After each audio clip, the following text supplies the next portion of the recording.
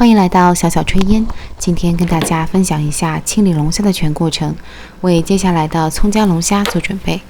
点击订阅按钮并打开旁边的小铃铛，这样就不会错过啦。用2张厨房纸垫着分别握住龙虾头和尾巴，旋转360度，龙虾就死了。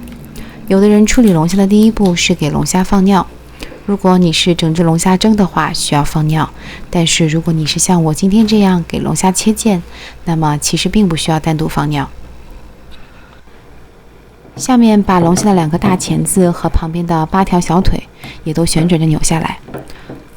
我们平时以为是龙虾脑袋的部分，其实是龙虾的头胸部，其中头部只是最尖端的一点，大部分都是胸部。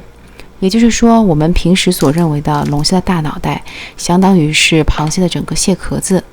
而龙虾除了2个大钳子和螃蟹的2个大钳子相当，龙虾的8条小腿也和螃蟹身体左右的8条小腿相当。这8条小腿叫做步行足。龙虾还有很多不同的足。龙虾的大尾巴其实相当于缩在螃蟹壳子下面，我们称之为肚脐的地方。这些都是同源器官。龙虾除了8条步行足，在靠近尖端的地方还有2对颚足，是用来辅助进食的。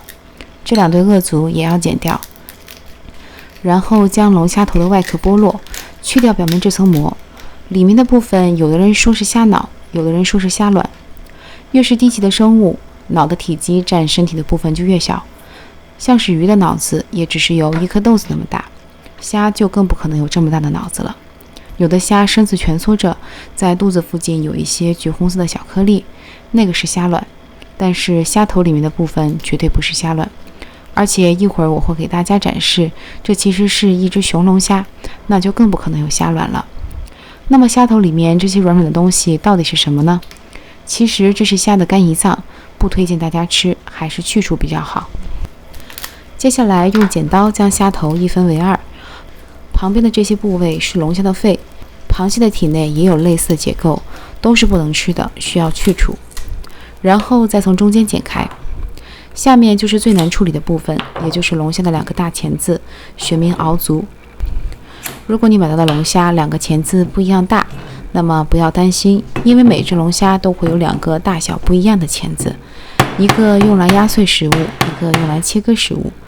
这2个大钳子在最终的成菜中起到非常重要的装饰作用，所以我们要保留它完整的形状，但是又要让它容易熟透并容易入味儿，所以就用一把比较重的菜刀，在龙虾钳子上面用刀背敲出裂缝，正反面都要敲，这样就可以了。将大钳子的每个节之间也都剁开。第3节的地方比较长，可以再次从中间敲碎，方便入味。然后就是处理龙虾尾巴，这部分就简单多了。龙虾的尾巴上长着4对游泳足，把这些小角也都剪掉。然后你会发现在前面还有2个比游泳足大一点的，也尖锐一点的像吸管一样的东西，这是雄性龙虾的生殖器。雌性龙虾的话，这部分就退化了，这也是判别雌雄龙虾的关键。这2根生殖器也要剪掉，然后将龙虾尾巴的外壳正反面都纵向剖开，留下末端扇形的部分不要剪断，然后剁成大块，大约每2节剁成1块。所有的部分都已经处理好之后，用清水淘洗几遍，龙虾就清理好了。下一期我们来做葱姜龙虾。如果今天的视频对你有帮助，就帮我点个赞吧。感谢大家收看，我们下期再见。喜欢我的视频就马上订阅吧，打开旁边的小铃铛，才不会错过精彩内容哦。